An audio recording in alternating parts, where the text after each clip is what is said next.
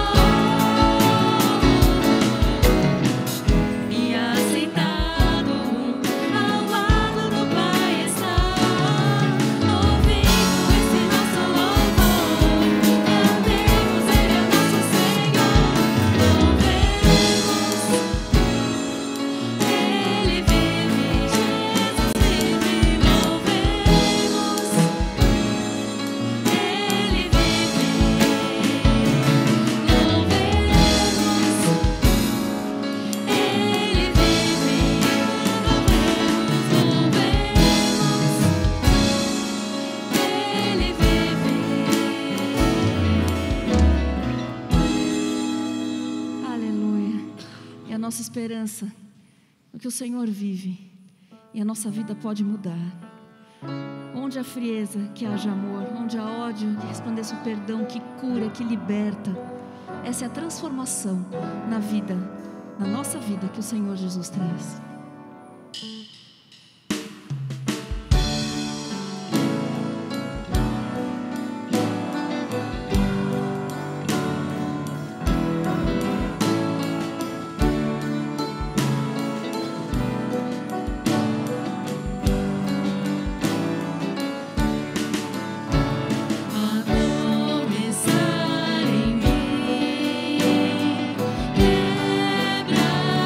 Coração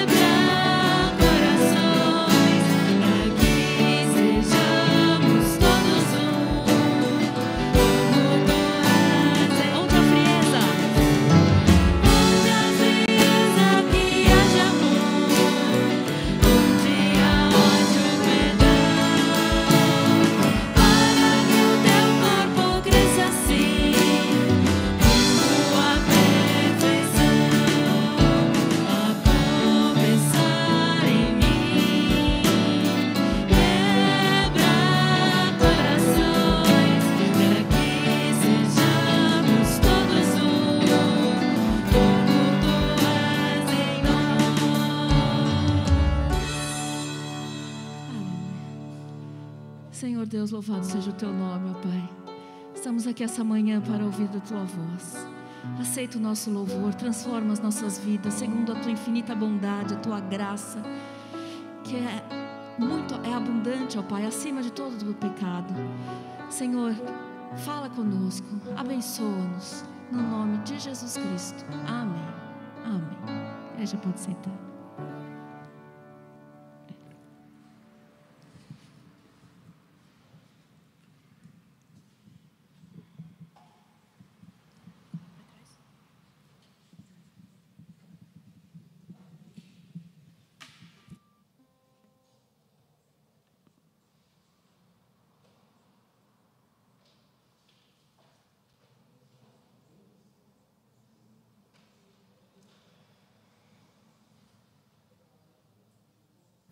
Som.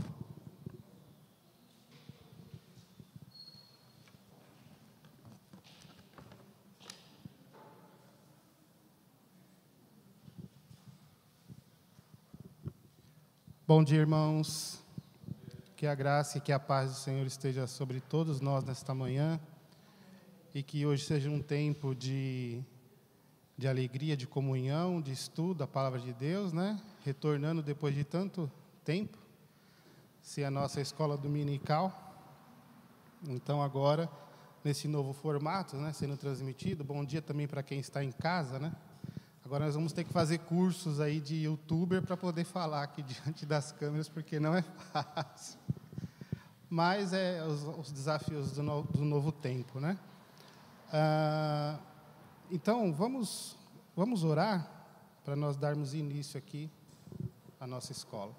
Senhor, nosso Deus e nosso Pai, nós te agradecemos por mais esse dia de vida na Tua presença. Te agradecemos, Senhor, porque nesta manhã Tu nos reuniste, Senhor, nesse dia do Senhor, aqui dentro da Tua casa, Senhor, para receber os Teus ensinamentos, para louvar o Teu nome, para sermos igreja, Senhor, diante da Tua presença. Pai, queremos Te pedir que perdoe nossos pecados e que Teu Espírito Santo ministre as nossas mentes e os nossos corações nesta manhã. Fica com todos, ó Pai, da nossa igreja, abençoa, Pai, toda a liderança, Senhor, todos os ministérios, nesse ano que se inicia, Pai. Nos orienta por amor do Teu nome, é o que nós Te pedimos em nome de Jesus. Amém.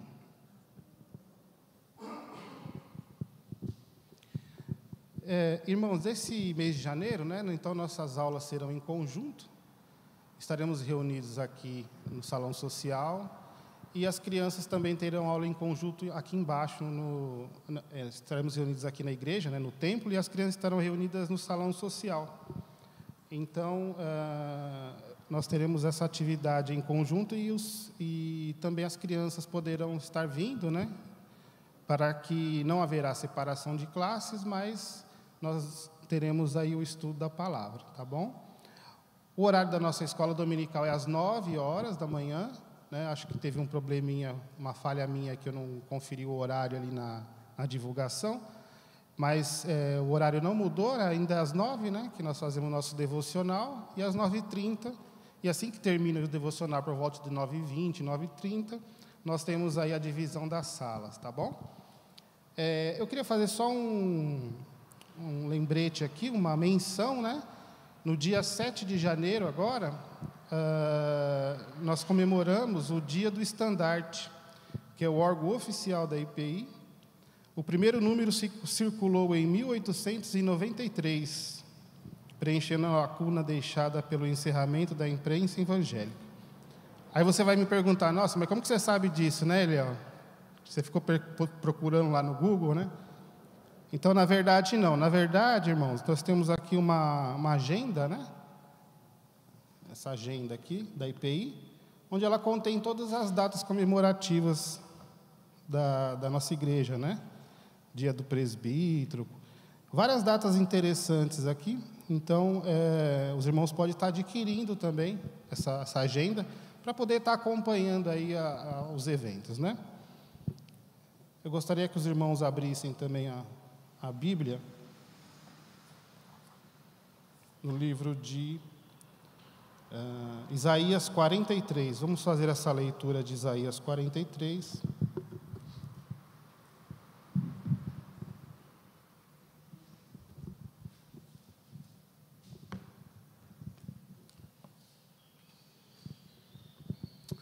dentro do calendário litúrgico, hoje também nós comemoramos, né, ou fazemos memória do batismo do Senhor, né? E também esses textos do calendário também constam da nossa agenda, tá?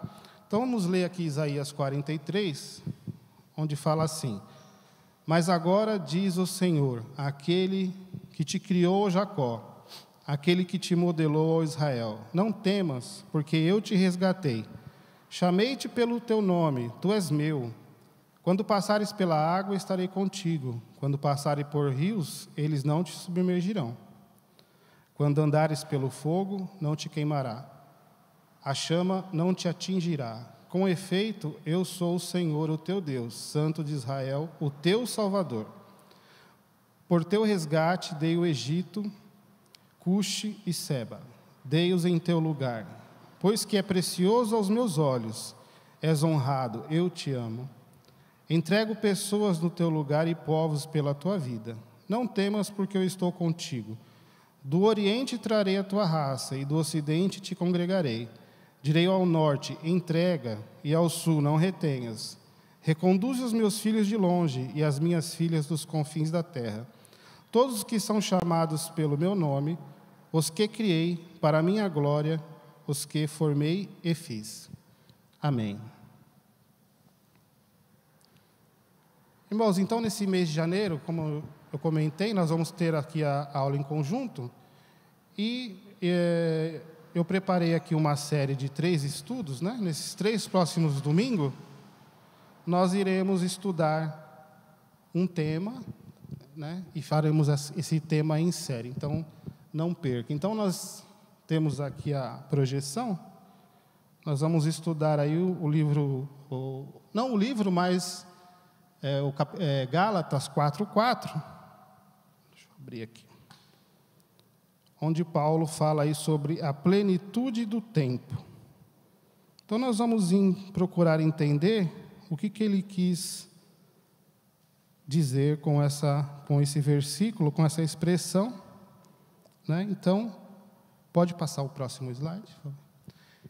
Então, qual que é o objetivo dessa série, né? Nós vamos entender os motivos do nascimento, da encarnação de Cristo em determinado período histórico. Conhecer os fatores e agentes que contribuíram para a sua vinda e conhecer o contexto histórico e as contribuições do povo judeu, grego e romano. Então, o que nós vamos tentar responder, ou melhor, né, responder não, entender por que Jesus ele veio em determinado período da história, né? Por que Jesus nasceu naquele período do Império Romano? Por que ele não nasceu antes? Por que ele não nasceu depois? Né? Por que ele não nasceu na época da internet, né? Que ele poderia ter uma divulgação bem ampla do seu ministério? Mas nós vamos perceber que, como a palavra de Deus nos fala, para tudo há um tempo determinado por Deus, né? Para todas as coisas há um tempo que Deus determina. E será que o tempo de Deus é melhor do que o nosso tempo? Né? Instintivamente a gente responde que sim, mas será que é fácil esperar pelo tempo de Deus? Né? Será que a gente consegue, nas nossas questões da nossa vida, esperar, aguardar o tempo determinado por Deus? Então nós vamos trabalhar com esse tema. Pode passar. Então nós vamos ler aí o versículo 4 de Gálatas, Gálatas 4, de 1 a 5. Digo, pois, que durante o tempo em que o herdeiro é menor, em nada difere de escravo, posto que ele é senhor de tudo. Mas está sob tutores e curadores, até ao tempo determinado pelo Pai. Assim também nós, quando éramos menores, estávamos servilmente sujeitos aos rudimentos do mundo. Vindo, porém, à plenitude do tempo, Deus enviou seu Filho, nascido de mulher, nascido sob a lei, para resgatar os que estão sob a lei, a fim de que recebêssemos a adoção de filho. Então, Paulo está fazendo um contraponto, né, dizendo sobre a questão da criança, né? Então, quando Paulo está dizendo que quando nós éramos menores, quando nós éramos criança, espiritualmente, nós éramos regidos pela lei, né? E a gente pode se perguntar, né, por que existem as leis, né? Podemos fazer essa pergunta, né? Aí muitos diriam, não, existem as leis porque as pessoas não seguem a lei, né? Então, a lei é necessária para que haja uma ordem social, né? Porque geralmente as pessoas elas não seguem a lei. Só que Paulo está dizendo que quando nós éramos menores, né, estávamos servilmente sujeitos aos rudimentos do mundo, né? Só que quando Cristo ele vem, né, Cristo nos resgata da maldição da lei, né? Cristo nos resgata daquilo que estava sobre nós, daquela condenação que havia sobre nós. Então, nós podemos dizer que quando Cristo vem, nós nos tornamos adultos para com Deus, né? Porque a lei, ela serve para aqueles que não a seguem, né? Geralmente, quando nós somos crianças, nós somos guiados e regidos pelas ordens dos nossos pais, nossos professores, porque realmente a gente ainda não tem uma concepção do que devemos fazer, né? Mas quando Cristo ele vem, então Paulo está dizendo, olha, agora em Cristo vocês cresceram, né? Vocês não são mais guiados pela lei, vocês não são mais guiados por aquilo que alguém não precisa mais falar para você que você precisa fazer isso ou você precisa fazer aquilo, porque você agora é guiado pelo próprio Senhor, Jesus, na pessoa do Espírito Santo, né? Quando Jesus ascende ao céu, ele disse, né, não vos deixarei órfãos, mas mandarei um Consolador, né, para que ele vos guie em toda a verdade. E é interessante, irmãos, que essa palavra aí, plenitude do tempo, como vocês estão vendo aí,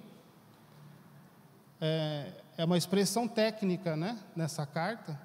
Então, é uma expressão que ela encerra muitos conceitos, né? E é normal nós vermos as pessoas falarem, ou vermos na própria internet, quando nós procuramos esse assunto na internet, nós vemos assim, plenitude dos tempos, né? Mas essa expressão plenitude dos tempos, ela existe, nós vamos ver isso, né, em Efésios 1:10, só que nesse contexto aqui de Gálatas, a expressão correta é no singular.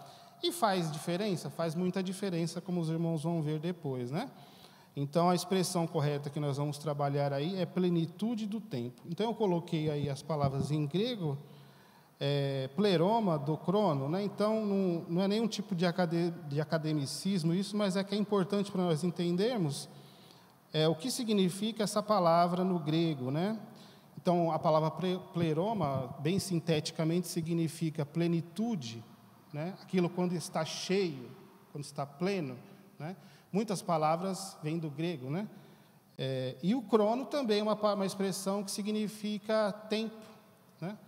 E essa palavra crono nós usamos para cronômetro, para outras palavras também no português. Então, é muito importante nós entendermos essa questão. Pode passar, vamos ver o próximo versículo na linguagem de hoje. Então, agora nós vamos ler aqui o mesmo capítulo, aqui na linguagem de hoje, né? Digo mais isto, enquanto é menor de idade, o filho que vai herdar a propriedade do pai é tratado como escravo, mesmo sendo de fato o dono de tudo. Enquanto é menor, há pessoas que tomam conta dele e cuidam dos seus negócios, até o tempo marcado pelo pai.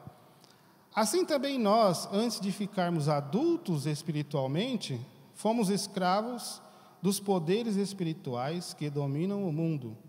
Mas quando chegou o tempo certo, Deus enviou o seu Filho, que veio como filho de mãe humana e viveu debaixo da lei, para libertar os que estavam debaixo da lei, a fim de que nós pudéssemos nos tornar filhos de Deus. Então, glória a Deus por nós termos hoje em dia várias versões, né? Essa versão aqui, ela deu um entendimento um pouquinho melhor. Todas as versões são importantes, né? Para nós termos esse entendimento da palavra de Deus, né? Então, aqui nesse versículo, nós temos aqui 3 pontos importantes que nós vamos chamar a atenção. Esse contraponto que Paulo fala da criança e do adulto, né? Paulo fala também, mas quando chegou o tempo certo, né? Aqui essa tradução, em vez de falar plenitude do tempo, então Paulo diz, quando chegou o tempo certo, né? Deus enviou o seu filho, que nasceu como filho de uma mãe humana e que viveu debaixo da lei. Então Paulo também chama atenção sobre a humanidade de Cristo, e que Cristo em tudo foi fiel, né? Que Cristo em tudo cumpriu a lei, foi o verdadeiro homem e verdadeiro Deus, né? É o nosso exemplo, né? E que ele veio nos libertar também daqueles que estavam debaixo da lei, tá certo? Então, irmãos, nós vamos nessa série, né, procurarmos entender que tempo certo é esse, né? Qual é esse tempo? É o que nós vamos procurar conhecer, né? Pode passar. Então, só um panorama geral da carta de Gálatas. Ela foi escrita entre 49 e 55. Paulo visitou a região da Galácia em suas viagens missionárias, né? Está aí em Atos 16 e Atos 18. E foi uma das primeiras cartas de Paulo, junto com Tessalonicenses.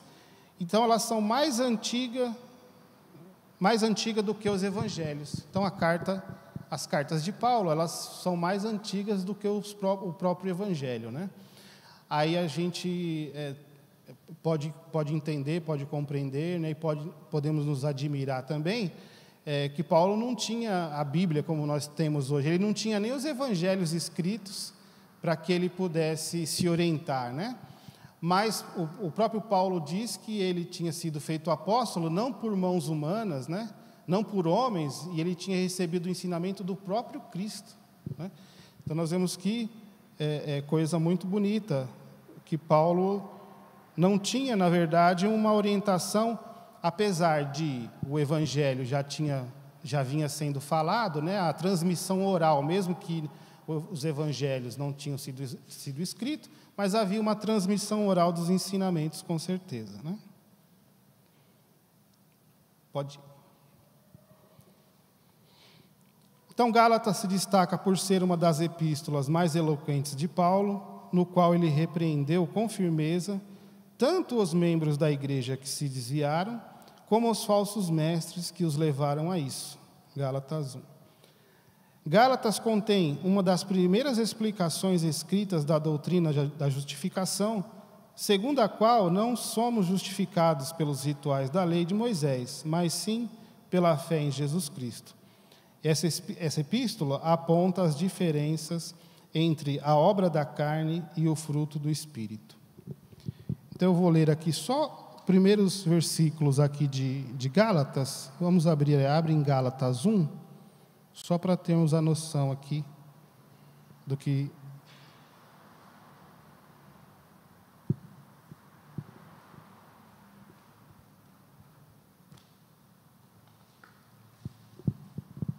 A minha versão vai estar um pouco diferente da dos irmãos, mas não tem problema, né? Então, Paulo aqui em Gálatas 1, ele fala: Paulo, apóstolo, não da parte dos homens, nem por intermédio de um homem, mas por Jesus Cristo e Deus Pai que o ressuscitou dentre os mortos. Depois, aqui no versículo 11, ele fala assim: com efeito, eu vos faço saber, irmãos, que o evangelho por mim anunciado não é segundo o homem, pois eu não o recebi, nem aprendi de algum homem, mas por revelação de Jesus Cristo.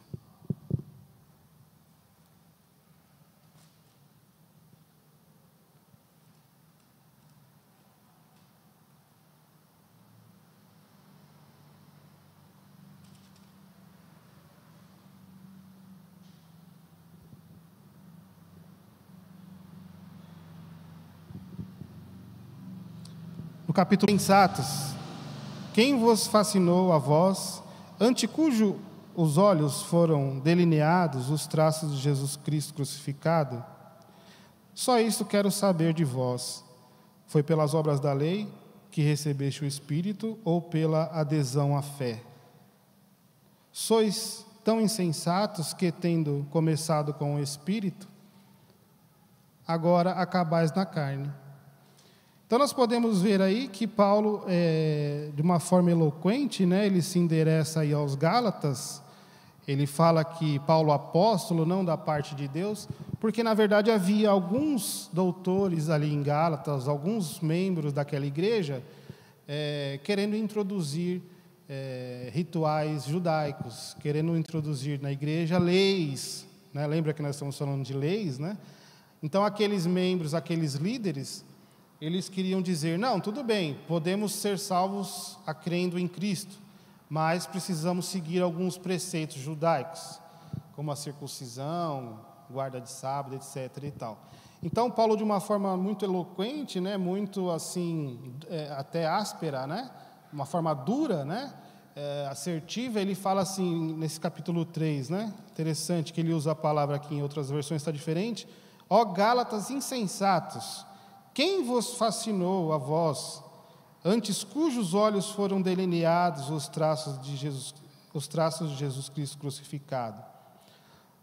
Só isso quero saber de vós, foi pelas obras da lei que recebeste o Espírito ou pela adesão à fé? Então, Paulo, em toda essa carta, ele vai tratar sobre isso. Ele vai tratar, já no capítulo 4, a questão da lei e da fé. A questão de como nós devemos nos portar, né? Como nós devemos viver a nossa vida cristã, né, irmão? Em que nível dessa nossa vida nós estamos? Nós estamos ainda sendo regidos por ordens, regidos por leis. Nós não fazemos as coisas erradas porque temos medo, né? Ou porque nós verdadeiramente estamos sendo guiados pelo Espírito de Deus, né? Verdadeiramente estamos crescendo na fé e no conhecimento de Cristo, né? Essa semana até eu achei interessante um vídeo que eu assisti, fala assim que um repórter ele foi para a Noruega, né, e ali na estação de trem ele ia pegar um trem, e na estação tinha as catracas, só que quando acabavam as catracas e para o resto era tudo aberto, não tinha nenhuma grade, não tinha nenhuma coisa que impedisse que as pessoas chegassem ao trem, né? E aí ele ficou olhando aqui, e todas as pessoas iam e pagavam a passagem para entrar no trem, né? E aí ele ficou observando aquela situação e tinha uma funcionária ali na estação, ele foi e perguntou para ela, mas aqui não tem nenhuma barreira, não tem nenhuma grade, né? Não tem nada fechado, né? Por que vocês deixam tudo aberto, né? Ela explicou assim, não, às vezes a pessoa pode ter esquecido a carteira em casa, às vezes a pessoa está sem um dinheiro aqui trocado na hora, ou mesmo a pessoa às vezes está vindo correndo aí atrasada para o trabalho, e ela já entra no trem para ela não perder o trem, para ela não perder o seu trabalho, né? Aí o repórter perguntou para a moça assim, mas e se as pessoas resolvessem não pagar e entrar aqui sem pagar, né? A repórter olhou, a moça da estação olhou para o repórter e perguntou para ele, mas por que eles fariam isso? Né? Ela não entendeu a pergunta, né? Por que eles fariam isso, né? Então, veja, logicamente, guardadas as devidas proporções, né, que na Noruega, o norueguês deve ganhar muito mais que o brasileiro, né? E a passagem de ônibus deve ser muito mais, a passagem de trem deve ser muito mais barata, mas eu acredito que as empresas ferroviárias iam falir se fizéssemos isso aqui no Brasil, mesmo que o Brasil tivesse uma condição econômica um pouco melhor, né? Então, esse é um exemplo, né, de que as pessoas ali, devido a uma evolução educacional, né, uma evolução em termos de saber aquilo que deve ser feito ou não, elas não burlavam a lei, né, mesmo que não precisasse de uma lei. Então, é isso que Paulo vai falar para nós nesta carta. Paulo vai nos chamar a atenção para sabermos pelo que nós somos guiados, né, irmãos? Se somos guiados por aquilo que as pessoas dizem, ou a sociedade, né, dizem que nós podemos ou não fazer, ou se nós somos realmente guiados pelo Espírito de Cristo, pelo Espírito Santo. Né? Espera que meu celular apagou aqui. Então, Gálatas contém uma das primeiras explicações escritas da doutrina da justificação, segundo a qual não somos justificados pelos rituais, mas sim pela fé. Então, todos nós conhecemos aí o capítulo 5, né? Vamos abrir aí no capítulo 5.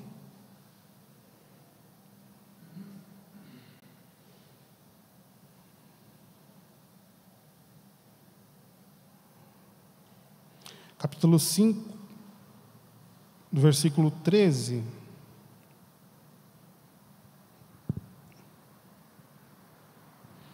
Vamos ler aí. Eu estou com a minha versão aqui diferente, mas não tem problema. Vós fostes chamados à liberdade. Irmãos, entretanto, que a liberdade não sirva de pretexto para a carne, mas pela caridade, colocai-vos a serviço um dos outros. Pois toda a lei está contida numa só palavra: amarás ao teu próximo como a ti mesmo. Mas se vos mordeis e vos devorais reciprocamente, cuidado, não aconteça que vos elimineis uns aos outros. Ora, eu vos digo, conduzi-vos pelo Espírito, e não satisfareis os desejos da carne. Pois a carne tem aspirações contrárias ao Espírito, e ao Espírito contrárias à carne. Eles se opõem reciprocamente, de sorte que não fazeis o que quereis.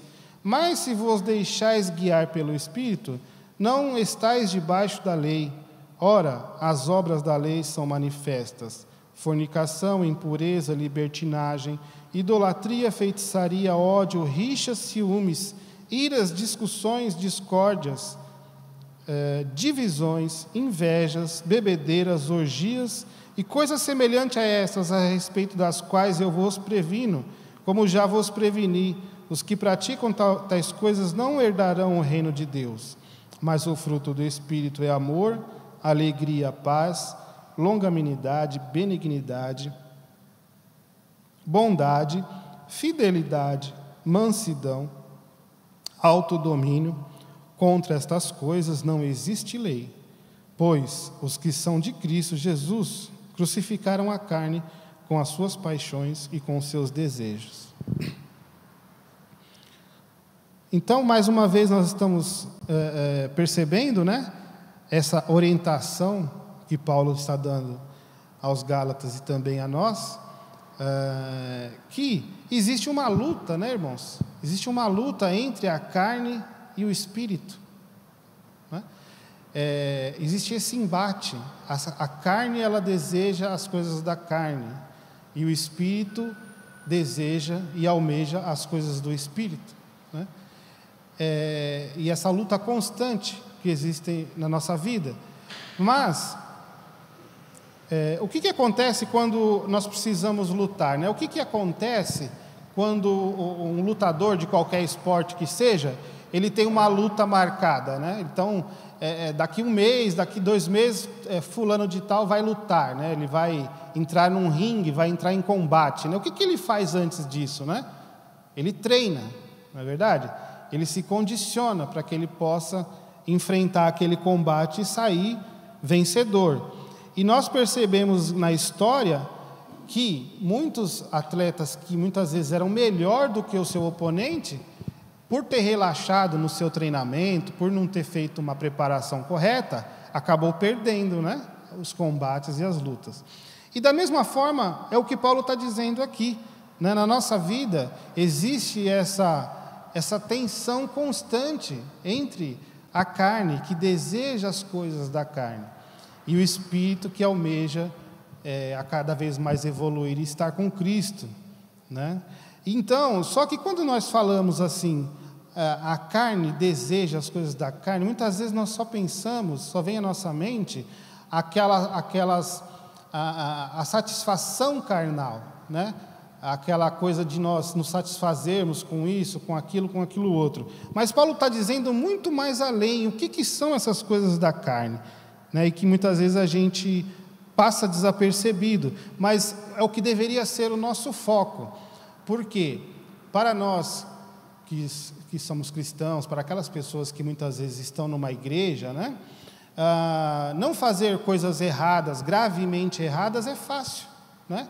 Então, não beber, não fumar, não matar, não roubar, não mentir, né? Não é tão fácil, né? Muitas vezes, né? Mas assim, essas coisas assim da superfície da vida cristã, pecados, vamos dizer assim. Mas Paulo, ele não está chamando a atenção só isso, ele está partindo para algumas coisas mais profundas. Então ele fala aqui, vamos ler aí, ó. 17. Pois a carne tem aspirações contrárias ao espírito, e ao espírito contrárias à carne. Eles se opõem reciprocamente.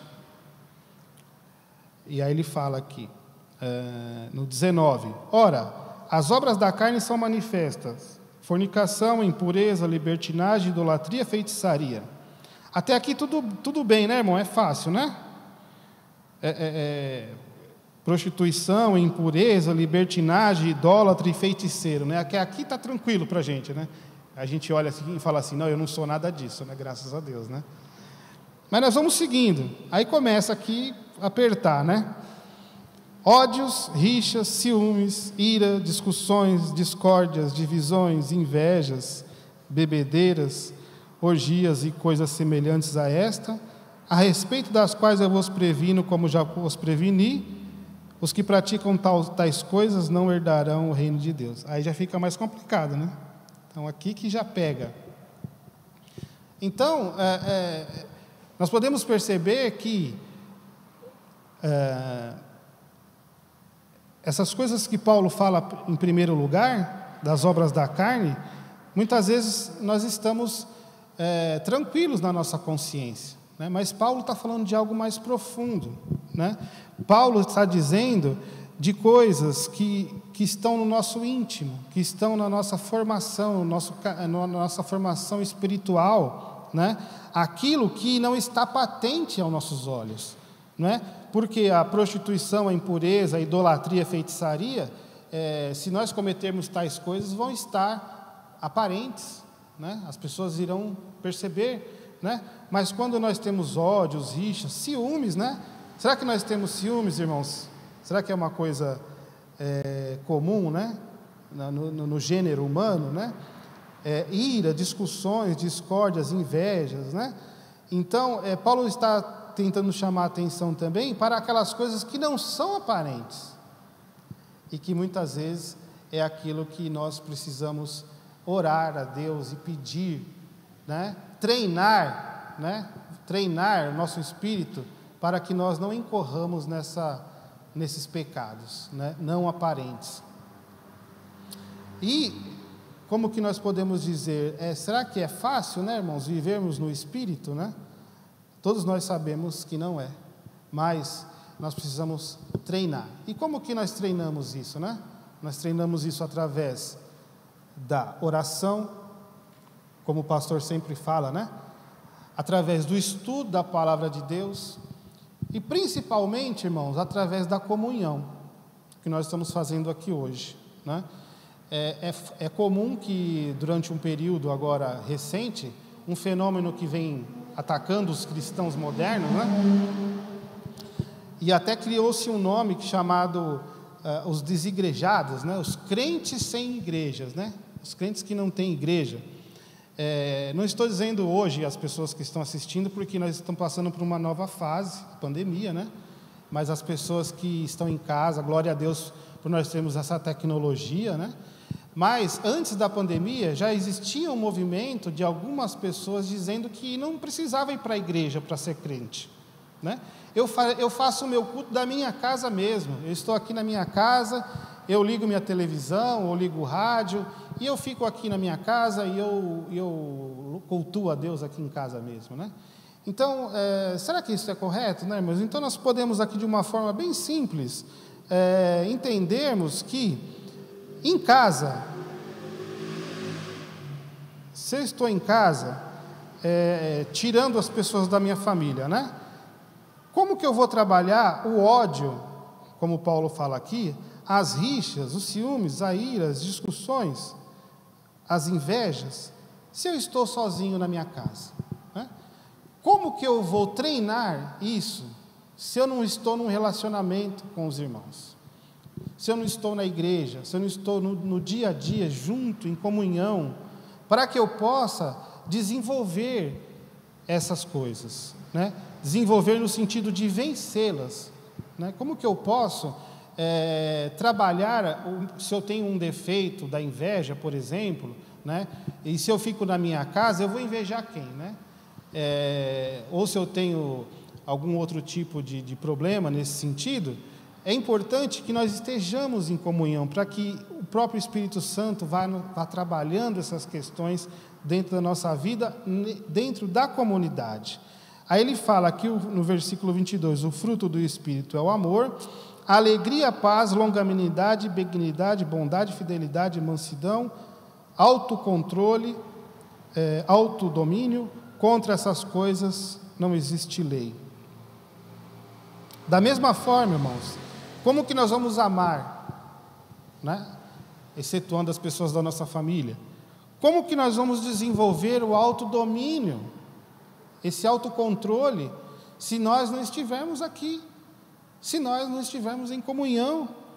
Como nós vamos ter benignidade, bondade, paz, mansidão, se realmente nós não estivermos em comunidade, né?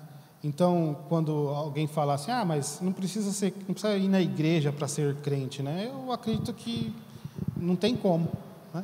Porque é só aqui que nós somos lapidados pelo Espírito Santo.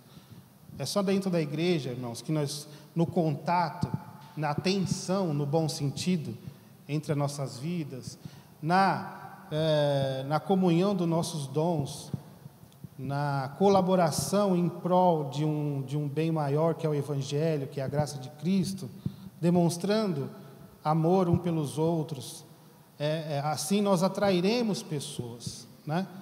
Muitas pessoas perguntam assim, mas como que faz para encher a igreja, né? Como que faz para que as pessoas venham para a igreja, né? E eu sempre pensei que a fórmula é muito simples, né? Muitas igrejas são lotadas por promessas de riqueza, né? Por marketing e assim por diante, né? Mas eu acredito que se nós verdadeiramente nos amarmos uns aos outros, nós naturalmente atrairemos aqueles que o Senhor irão salvar, né? Se nós desenvolvermos essa comunhão, se nós desenvolvermos o nosso autodomínio, a nossa mansidão, não é verdade? Desenvolvermos esse fruto do Espírito, nós automaticamente, o Senhor enviará aqueles que serão salvos, como a palavra diz, né? No nosso meio, para que eles sejam tratados junto conosco, tá certo, irmãos? E, encerrando essa parte, né? Paulo diz aqui que, pois os que são de Cristo, no 24, pois os que são de Cristo crucificaram a carne com as suas paixões e os seus desejos. Depois fala aqui, se vivemos pelo Espírito pautemos também nossa conduta, não sejamos cobiçosos de vanglória, provocando uns aos outros, invejando uns aos outros. Então nós podemos perceber como é importante, e quantas vezes nós já lemos esse capítulo, né? Quantas vezes na nossa casa, quantas vezes na igreja, quantas vezes já ouvimos pregações, e sempre que nós lemos, nós sentimos o Espírito ministrar o nosso coração novamente, né?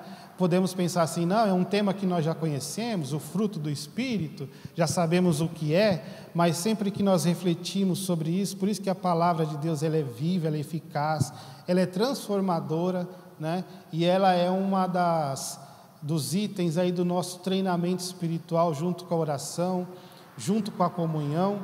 Nós temos que estudar a palavra de Deus, e graças a Deus pela nossa igreja, que preza tanto pelo ensino, pelo estudo. Nosso pastor sempre e os nossos presbíteros sempre estão aí orientando e falando sobre o estudo da palavra.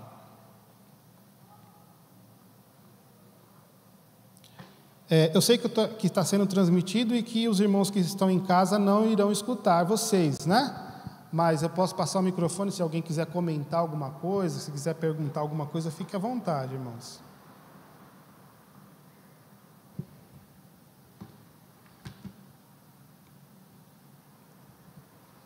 Pode passar. Então, voltando aí, irmãos, ao nosso tema, que é a plenitude do tempo, né? Ou seja, aquele tempo certo, né? Quando a história humana estava, vamos dizer assim, alguns autores dizem, ela estava plena, ela estava grávida, ela estava... Quando os eventos humanos estavam todos colaborando para o nascimento de Jesus, ele veio. Então, nós vamos procurar entender algumas coisas. Que eventos foram esses? Que acontecimentos que colaboraram para que Jesus viesse, né?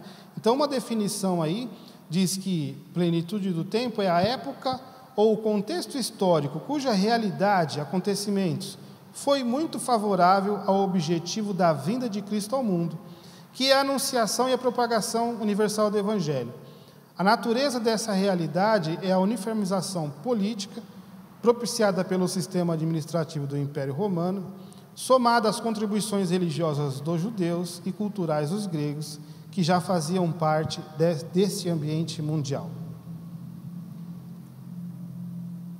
Pode passar. Então, aqui, diz assim, existem duas expressões bastante parecidas, né, como eu já havia comentado, que são plenitude do tempo e plenitude dos tempos.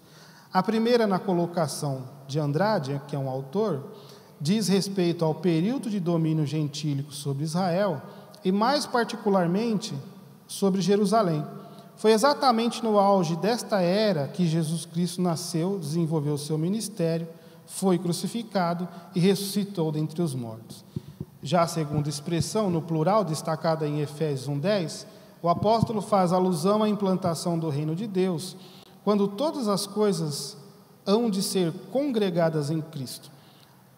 Paulo alude tanto ao milênio quanto ao estado eterno.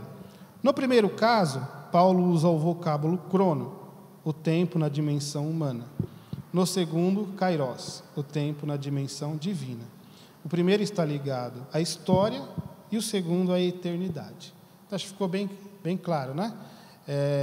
Plenitude do tempo no singular, Paulo está dizendo que é um tempo humano. Quando a história humana ficou pronta, Jesus apareceu, Jesus nasceu, né? E em Efésios, Paulo está dizendo a plenitude dos tempos, né? Quando o Senhor voltar, quando o Senhor implantar o seu reino. E a primeira expressão, crono, significa em grego o tempo na dimensão humana, e a segunda expressão é kairos, que muitos já ouviram falar, né? Tem muitas igrejas até com esse nome de kairos, eles põem esse termo kairos, é o tempo na dimensão divina, o tempo de Deus. Pode.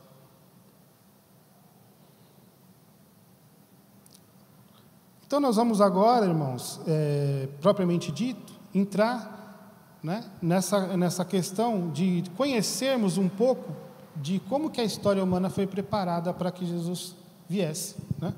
Então, nós vamos aí, em primeiro lugar, conhecer qual foi a contribuição judaica, né, para que o Senhor viesse, para que o Senhor encarnasse. E a contribuição judaica, ela é muito, vamos dizer assim, nos é muito familiar, né? Porque nós temos o Antigo Testamento, né? A nossa civilização ocidental, ela é baseada nos valores judaico-cristãos. Então, para nós nos é muito familiar, né? Depois, nas próximas aulas, quando entrarmos na contribuição grega e romana, já teremos aí algumas curiosidades a mais, né? Então, a primeira contribuição que os judeus, né, trouxe ao mundo, né, foi a questão do monoteísmo, né? A questão do monoteísmo, que era a crença em um único Deus. É interessante que as civilizações antigas sempre foram pautadas pela questão do politeísmo, né, a crença em vários deuses. Então, Israel trouxe essa formação, essa ideia do monoteísmo, né, a crença em um único Deus. E eu ouso dizer aqui que o principal mandamento, e eu acho que um dos principais versículos do Antigo Testamento mais importante do Antigo Testamento é esse versículo aí de Deuteronômio 6:4, que é o Shema Israel, que em hebraico significa ouve Israel. O Senhor nosso Deus é o único Senhor, né? Então isso, se vocês já tiveram a oportunidade de ir na casa de um judeu ou no comércio de algum judeu, vocês podem perceber que no canto da parede, das portas, existe um vidrinho chamado mezuzá. E dentro desse vidro está escrito este versículo. E eles colocam nas portas dos comércios, na porta das casas, tá? Então eles colocam aqui o Shema Israel, o Senhor nosso Deus é o único Senhor. Embora nós sabemos, né, irmãos, que não foi do dia para a noite que o monoteísmo ele foi implantado, né, em Israel, né? Nós tínhamos aquela tensão entre os reis que serviam a Deus e os reis que não serviam a Deus, não é verdade? Sempre havia necessidade de uma reforma, né? Sempre se levantava um rei que era mais fiel ao Senhor e que derrubava os altos. Então nós percebemos aí que durante a história de Israel, né, houve sempre essa tensão, Deus querendo implantar a ideia de um único Deus, Deus querendo fazer essa aliança com o povo, e o povo muitas vezes se titubeando, né? O povo muitas vezes, como se diz, rateando, né? Não aceitando a vontade de Deus, né? Então aí depois nós vemos aí o chamado de Abraão. E eu acho muito interessante, irmãos, nós pensarmos, eu sempre pensei muito nisso, porque a gente pode pensar assim, né? Mas por que Deus escolheu os judeus, né? Por que os judeus, eles são um povo escolhido, eles são mais queridos para Deus, etc. Por que não o povo árabe, o povo chinês, o povo japonês e tal? Sem querer entrar, né, nessas questões sociológicas, mas falando de uma perspectiva teológica, na verdade, Deus não escolheu o povo judeu, né? Acho que as pessoas vão estar agora aqui em casa que vão falar, mas como não, né? As pessoas vão estar toda meio assim. Mas Deus escolheu um homem, né? Então nós vamos perceber aqui no chamado de Abraão esses versículos que falam assim. Nós já vamos entender já. Ora, disse o Senhor a Abraão: sai da tua terra e da tua parentela e da casa de teu pai e vai para a terra que te mostrarei. Gênesis 12:1. E depois em Hebreus 11:8 fala: pela fé Abraão, quando chamado, obedeceu, a fim de ir para um lugar que deveria receber por herança, e partiu sem saber para onde ia, né? Então podemos perceber que Deus, ele se revelou a um homem, Abraão, e logicamente os judeus são descendência deste homem, né? Mas a princípio Abraão se tornou amigo de Deus, Abraão se tornou o pai da fé, Abraão se tornou o patriarca, né? Por quê? Porque ele demonstrou esta confiança em Deus. Imaginemos, né, irmãos? Nós estamos lá na nossa casa, na nossa rotina, no nosso trabalho, e aí Deus aparece e fala assim: sai da tua casa, sai do meio da tua parentela, do teu trabalho, e vai para um lugar que eu vou te mostrar, né? Então, como que nós faríamos, né? Então Abraão, sendo chamado amigo de Deus, o pai da fé, esse exemplo de fé, ele foi, né? Ele saiu ali da região de Ur dos Caldeus, ali na Mesopotâmia, onde é o Iraque hoje, entre os rios Tigre e Eufrates, e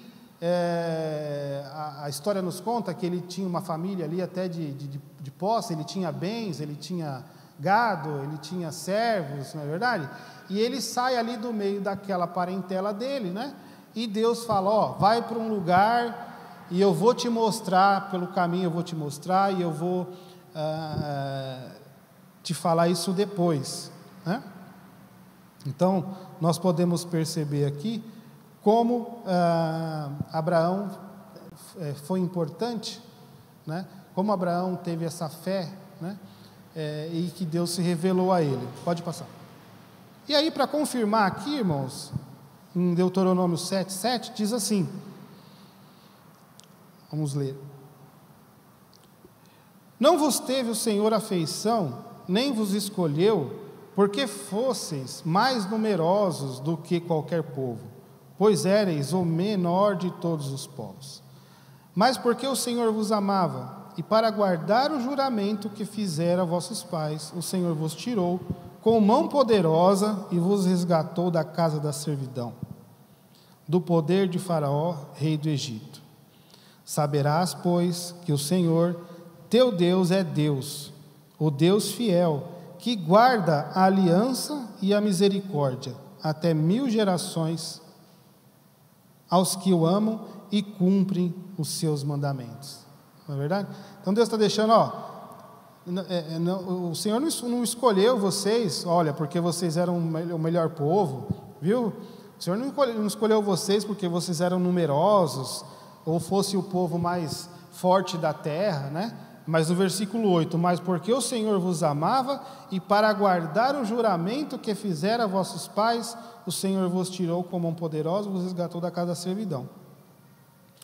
Então, o que Deus está dizendo aqui ao povo? Olha, por causa da aliança com meu servo Abraão, né, eu vos escolhi, e a minha fidelidade, ela vai até 1000 gerações, né? Não é que ela depois acaba, não. É só uma expressão para entendermos uma questão eterna, né? Quando Deus fala 1000, né? Quando a palavra tem essa conotação de eternidade.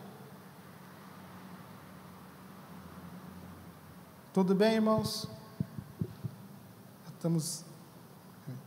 E aqui, irmãos, pode passar. Aqui é só uma curiosidade para os críticos, né? Porque eles dizem assim, não, mas não foi só os judeus que trouxeram a contribuição do monoteísmo. Lá no Egito, lá um período teve também um monoteísmo, etc. Então eu coloquei aqui uma informação a título de curiosidade, que aproximadamente em 1353, o faraó Akenaton, então ele teve uma ideia, a ideia era revolucionária, pela primeira vez, monoteísmo egípcio, né? Pela primeira vez na história, um faraó queria substituir o panteão de deuses egípcios por uma única divindade, o deus Sol, ou Aton, o criador de todos. A proposta era considerada uma heresia, mas como o faraó era considerado um deus na terra, tinha poderes ilimitados para modificar o que quisesse. Ele decretou que os 2000 deuses que eram adotados no Egito, havia mais de 1 milênio, estavam extintos. Suas aparências humanas e animalescas foram substituídas pela forma abstrata do sol e dos seus raios. Então, aí embaixo coloquei a fonte de onde foi consultado. Então, nós podemos perceber, né, irmãos, que podemos chamar isso de uma espécie de graça comum, né? Que a graça comum, ela está sobre todos os homens, né? Ela está sobre toda a humanidade, né? Aquela questão daquela ideia de Deus, a ideia do bem, a ideia do belo, né? Por isso que as pessoas realmente conseguem fazer coisas extraordinárias, como os artistas, como os músicos, mesmo que eles não tenham o conhecimento de Cristo, não tenham o Espírito Santo, né? De uma forma direta, como os cristãos. Então, interessante notarmos que o faraó, aí, em 1353, ele teve essa ideia, né? E imagina, dentro de uma sociedade altamente politeísta, né, onde tinha aí 2000 deuses, no mínimo, de repente o faraó Akenaton chegou lá e falou assim, não, vamos acabar com tudo isso aí, vamos adorar um único Deus, embora seja o sol. Isso também é normal, né?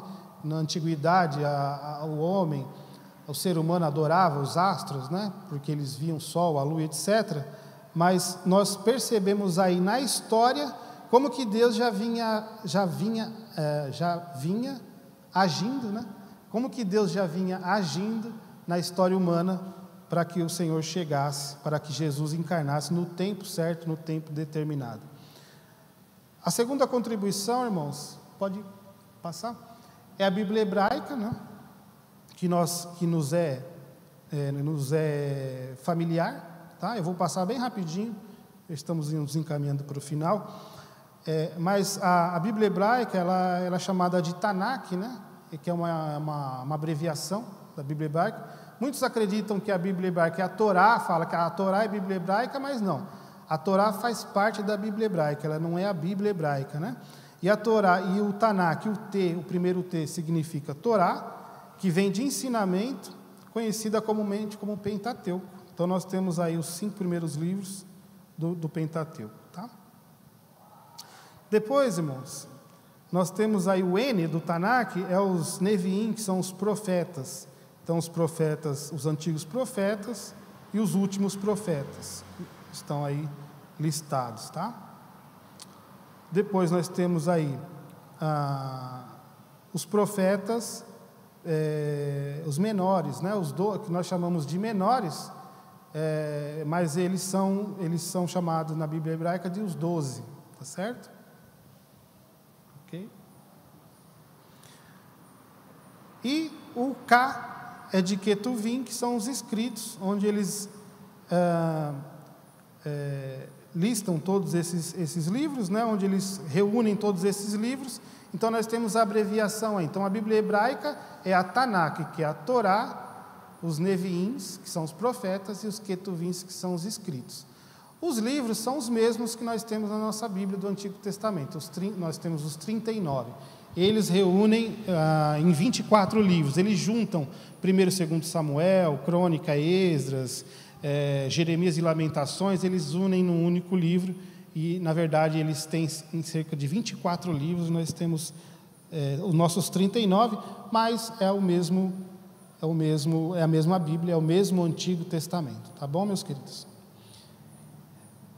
Irmãos, então nós vamos encerrar por aqui. Vai ficar alguma coisinha ainda para o... Pode passar.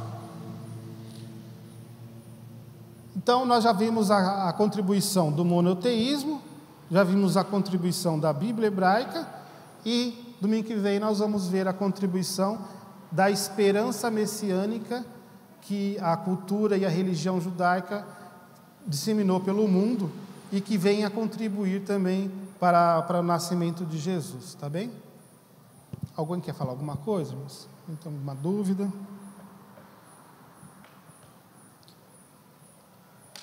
Não? Moacir, quer dar algum recado, alguma coisa? Quer falar alguma coisa? Então, eu vou chamar o grupo de louvor aqui, para que nós possamos dar continuidade aqui e encerrarmos a nossa escola.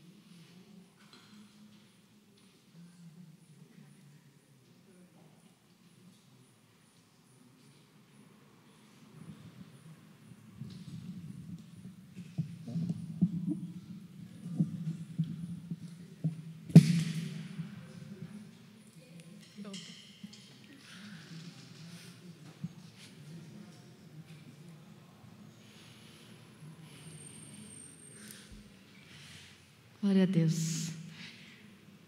Vamos louvar ao Senhor.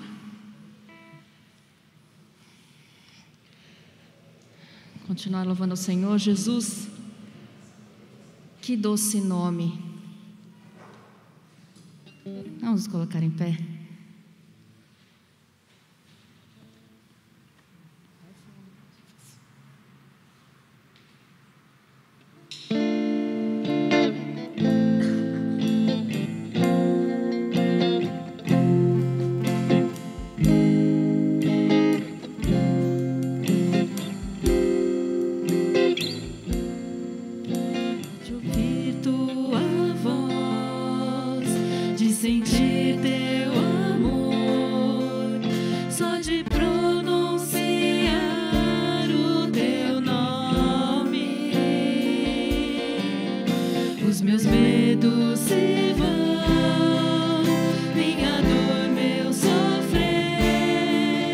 Hoje, pastor, inunda as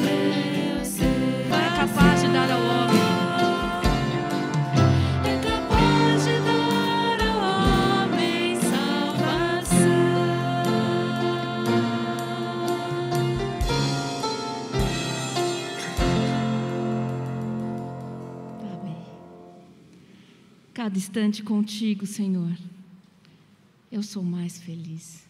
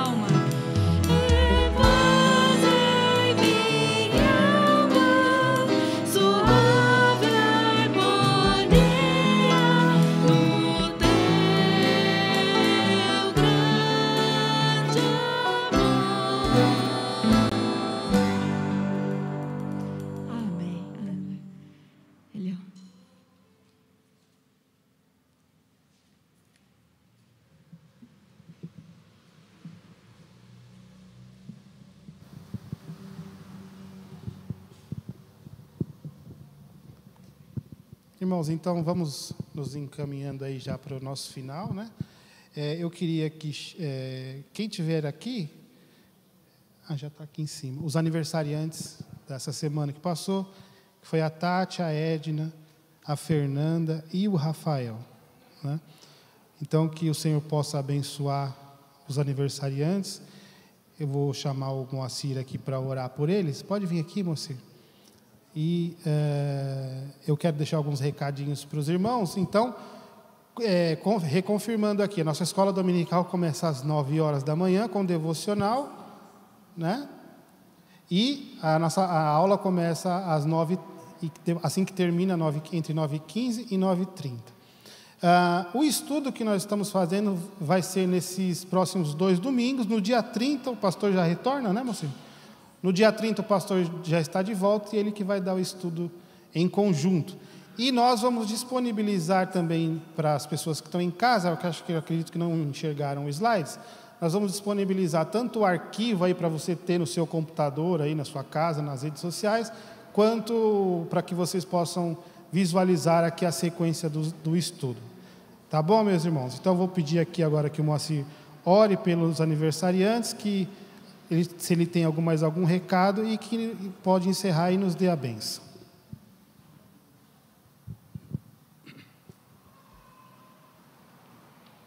Oremos. Senhor nosso Deus, nosso Pai, te damos graças, ó Pai, porque estamos de volta na igreja com a escola dominical presencial. Nós te louvamos porque tu estás conosco e a tua bênção é sempre com a tua igreja. Te agradecemos também pela vida dos nossos irmãos aniversariantes, rogando a ti, Senhor, que os abençoes a todos, dando saúde, Senhor, saúde principalmente espiritual, para que a cada dia te busquem, te sirvam, te adorem de todo o coração. Nós te agradecemos por mais esse dia. Traze-nos logo mais à noite para o culto que vamos te oferecer. Perdoa os nossos pecados, nós oramos no nome de Jesus Cristo, nosso Senhor.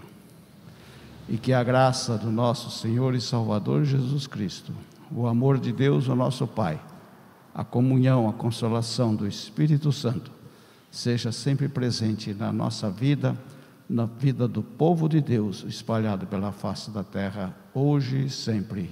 Amém.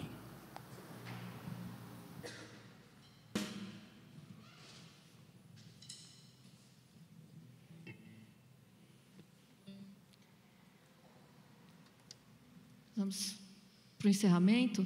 Esse cântico nós vamos cantar, como estamos voltando para a escola dominical, sempre cantamos um cântico infantil. Então, para lembrar que a escola dominical é um lugar de aprender, vai cantar. A gente vai falar um pouquinho já que o Eliel citou aqui uma história, a parte do Egito, nós vamos complementar isso agora com esse cântico das crianças.